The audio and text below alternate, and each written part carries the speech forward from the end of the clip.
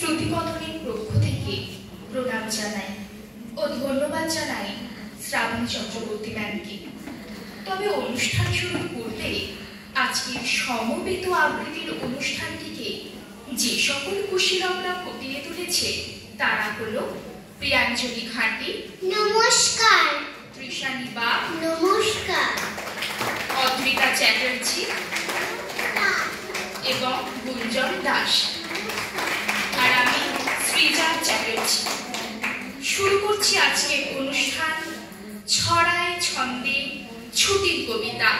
ওই দেখো মা আসছে মিলিয়ে এলো আলো, আজকে আমার ছুটো ছুটি লাগলো না আর ভালো। আমাদের প্রথম নিবেদন কবি সুকুমার রায়ের ছুটি।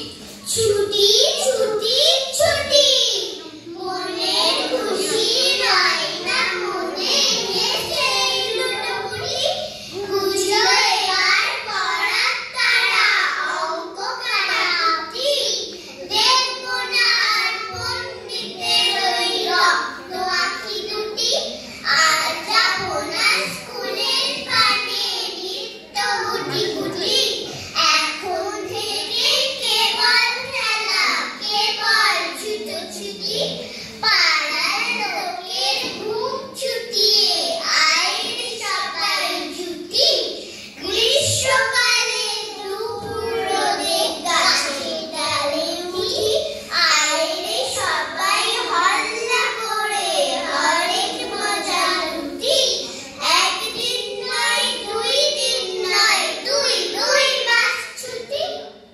ছুটিটা যে কত মজা করে উপভোগ করা হতো ছোটবেলায়, আর বাবা মা কত রকম জায়গায় নিয়ে যেতেন, তার উপর কবি নীরেন্দ্রনাথ চক্রবর্তীর কবিতা ছুটির মজা। একদিন ছুটি পেলে শহরে পেছনে ফেলে জানিস তো সবাই কোনখানে যেতে চাই পিকনিকে বারবার।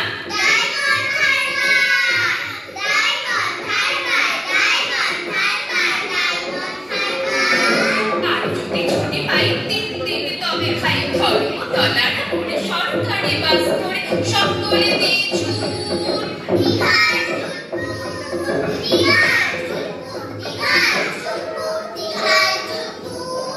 ছুটি পেলে 1 মাস রয়েছে রকেট বাস, 12 ঘন্টার সেইখানে যাই যার কাছে পাহাড়ে পড়ে জায়গাটা। শিলিগুড়ি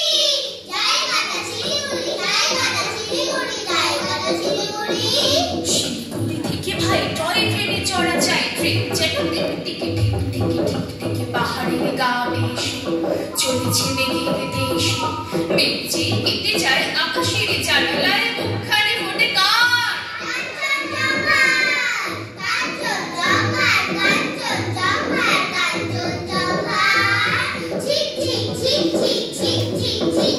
উড়োজাহাজের হয়েছে যায় বলো, রেলগাড়িতে জানে সবচেয়ে সুখ। আগে থেকে থাকে যদি রিজার্ভেশন, দেখতে দেখতে যাব হরেক স্টেশন। ভারী চা খাবার সুখ আকাশে তো নেই, তারই স্বাদ পাওয়া যায় রেলগাড়িতে। এক পা হাঁটুতে তোলে আর এক পায়ে, চুপ লাগাবো হারে গরম চায়। কত লোক মানে খালে কত ঘরে বাড়ি, পুকুরের ধারে ধারে সুপারির শাড়ি। 7টা দিনের ছুটি যদি পাওয়া যায় তবে কালে চলে যাবো শিমুল তলায়। রোগা নদী সাজে পড়ে লাল মাটি উঠিয়ে গুছিয়ে কত ছোট্ট পাহাড়, সেইখানে যেতে যেতে দেখবো যে দূরে দিগন্তে ডুবে যায় সূর্যে ঠাকুর।